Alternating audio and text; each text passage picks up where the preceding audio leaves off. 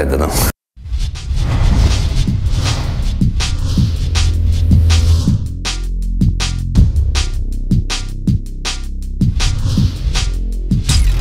Atsilošia, pilvukai tokie čia, cigarai barzom. Rapolai, davai dar po vieną šito dėti, atsitraukė kėdė, šekelį rytį, tą prašytą, pagalvosim. Dar po vieną, bet prancūziko ir išlaikytas. Rapolai, būk sveikas, fan, muzikantai. Klausyk, Kriminal tango. Čermonsai.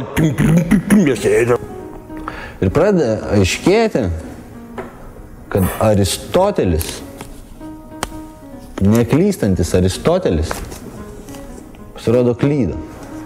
Baršiai sugrybęs, skanus baršiai betinai, baršiai nėra, tik tai lentelės. Čia būdavo duodami skanus baršiai sugrybęs. Pasakė, eik tu šik, sakysi, man baršiai, o ne tavo lentelės reikia. Kad dabar tokia ciniška, atsiranda ciniška tokia politika, jeigu kas, tai atminimų ženklas. Tai žinai, tavo prioritetai pasikeis per tos 4 metus, kito dalyko norėsi, o iš trečios pusės studentų yra tiek daug, nes visigi ne vispročiai priimami. Ir jaučiu tai, ką ir turėtų turbūt jausti kiekvienas mūsų specialybės su savo šventę. Šiandien yra filosofų diena, šiandien yra ta diena, dėl kurios mes visi sustojame į tą dalyką ir turbūt siekime pažinimo. Du jausmai.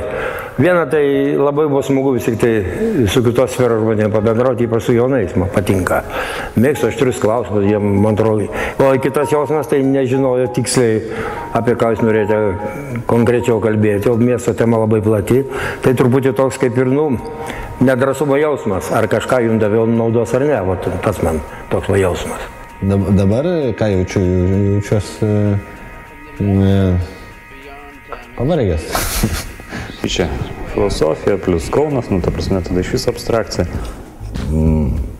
Tie prisitaikymai prie naujovių, kurie atseit vyksta, tokie, nežinau kaip jos, truputį primena traukulius. Neoficialiai. Jis taip viską žino, jis puikiai viską žino, žiūrėk, jis jau miega. Tu politika, ekonomika, aiškiai, susitvarkė, bet tau reikia su žmonių mentalitetu dirbti. Ane? Aiškiai, reikia... Šiandien buvo 3 paskaitos. Pirma paskaita tai yra su Rūsčiu Kamutavičiumi, jis išnekėjo apie filosofiją, nors diskusija išsivyro apie universitetą, kuriame mes studijuojame filosofiją, tai VDU. Tai va, tai šį čia, dar šiek tiek užbėgant jau konkrečiai, ką jie padarė, tai šį čia iškyla kitas fenomenas, paraleliai. Yra Soroso fenomenas. Architektas Rimindas Palys, kuris prisidėjo prie viso Kauno miesto senamiesčio projektavimo, prie dabartinio stiliaus išlaikymo. Ir jisai išnekėjo apie Kauno miesto istoriją, Kauno miesto, sakyčiau, daug mažų istorijų visumą apibrėžė ir daugiau mažiau apie kultūrą, apie miesto filosofiją kaip tokią. Kauko laiptų žinot? Kauko laiptai? Jo, Kauko laiptai, taip, lipa, nežinot Kauko laiptus, o tu tikrai žinai. Žiūrėk. Ir turėjome dėstytoją Viktorą Bachmetjevą, kuris, manau, daugiausiai apie švietimo sistemą, kurioje irgi mes esame. Ir jeigu mes įsivaizduotume filosofą kaip tą žmogų, kuris užsidaro savo baublį ar kitoj išskaptuotoj drevėjai, kad tik pabėgtų nuo žmonių ir tada jis sumasto geriausius dalykus, tai Lietuva buvo ideali terpė tokiam mąstytojui atsirasti, bet taip nenutiko. O ko viskas prasidėjo, negalėsiu taip rimtai atsakyti, prasidėjo turbūt nuo studentiškos iniciatyvos, pastumėtos keletą dėstytojų. Tai yra 3 metai, kaip šitoje šventė yra organizuojama.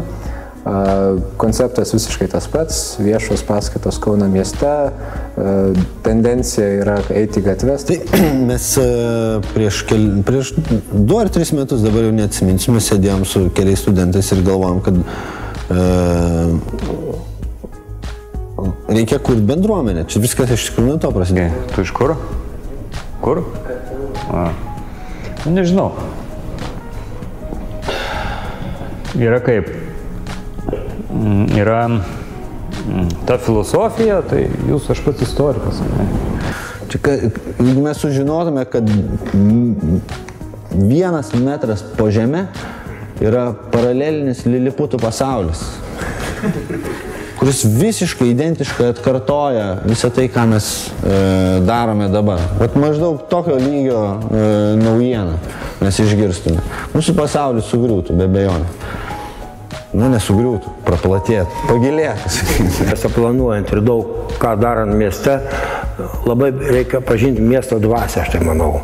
Pažinti miesto dvasią, kaip sakant, suvokti miesto kodą, paslaptis visas ir tai netgi miestiečiškus santykius. Ir visą tai aš ir pavadinčiau miesto filosofiją. Į tokį klausimą galima tik nerimtai atsakyti. Baigus filosofiją galima dirbti viską. Ir šiuo atžvilgiu privilegijuota disciplina. Jeigu tu baigi chemiją, tu gali dirbti chemiku. Jeigu tu baigi fiziką, tu gali dirbti fiziku. Baigęs filosofiją, tu gali dirbti bet kuo. Viskas. Jėga.